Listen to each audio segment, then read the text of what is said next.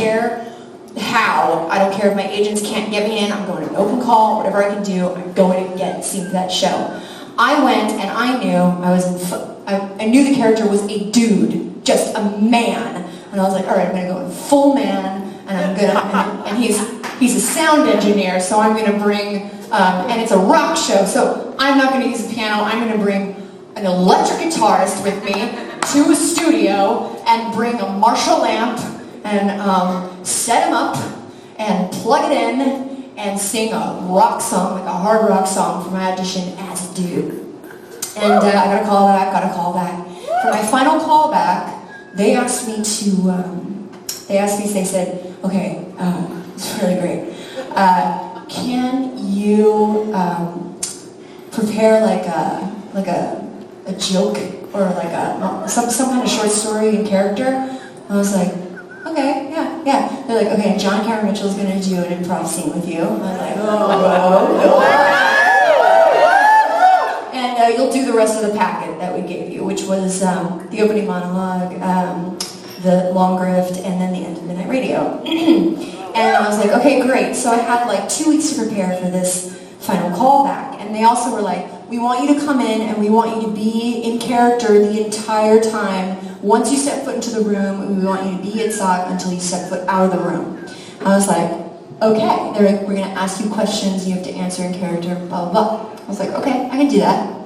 So I had 2 weeks to kind of like ruminate on this whole thing. How do I go into an audition as a character that I'm auditioning for, but as the character?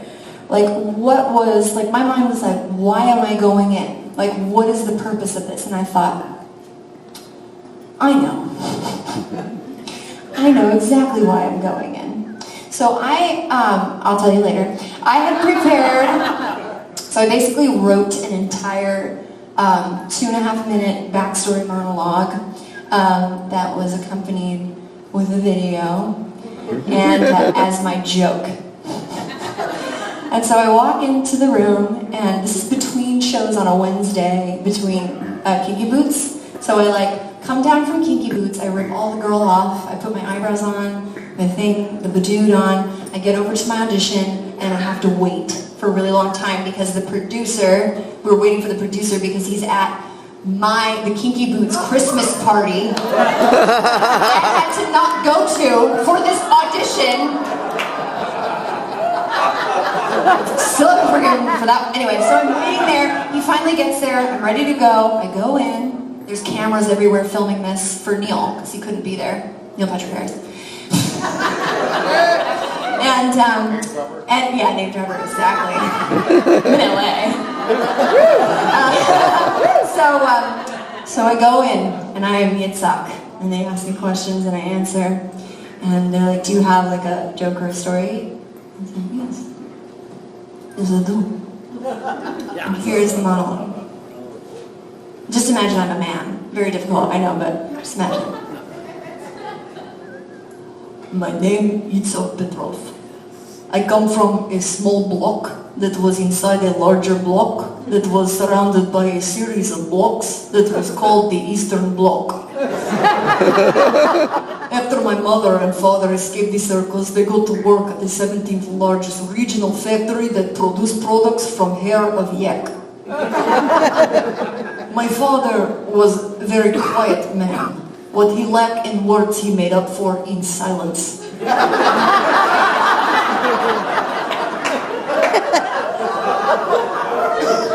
My mother raised me to be soft like a woman. She teach me shave, chop firewood, plow field, and hunt bear.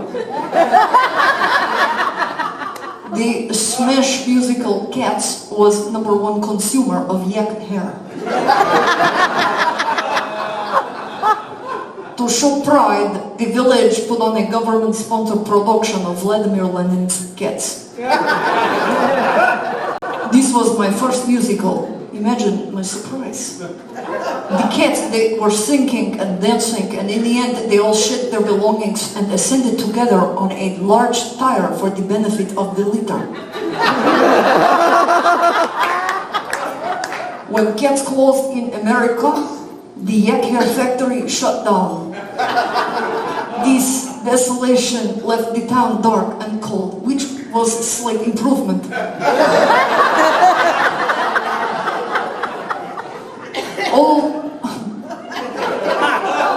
All the factory workers were sent home with bales of yak hair. To save money, my mother, she knit everything of yak hair. She made curtains, pillows, bed, couch, chair, rug, wallpaper, everything yak hair. One night she fell asleep with a lit cigar and the house go up like a cat on fire. Everything on fire. Everything was gone, but my mother, she on fire, she no cry. As I was digging through the rubble of my once hairy house, I found in perfect condition a cassette recording of the musical Rent. Yes. This was my mother's way of telling me there is only now, there is only here, giving to love, relief to fear, no other pain, no other way, no day, but today. This set me on a quest to pursue my dream of performing in Rent on Broadway. I finally come to America and find my way to Broadway. Imagine my chagrin to find that Rent has gone kaput. Like factory, like mother, and like cats is not now and forever. So I start a Yitzhak Petrov Kickstarter campaign to return Rent to Broadway. Please donate. And that's why I was in the room.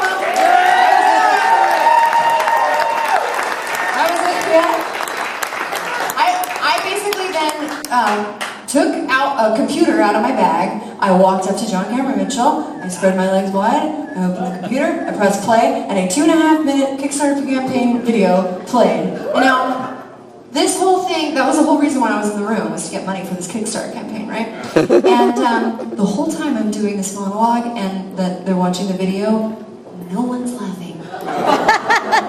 Total silence. Except for once, when John Cameron Mitchell went, "Mwah!" And that was it. And later I asked them, I was like, what was the deal? You guys were so quiet. And they were just like, we could not believe that you were doing that. We were so stunned. We didn't want to miss a word. We didn't want to laugh. We didn't want to move. We didn't want to breathe. We were just like, what is she doing? And so apparently, because the audition was videoed, they use it in audition classes as like the best audition.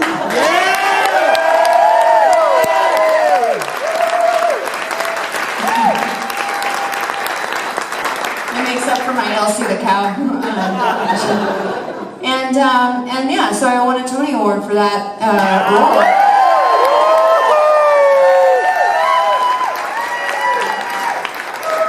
Take that, Legally Blonde! All those tweens!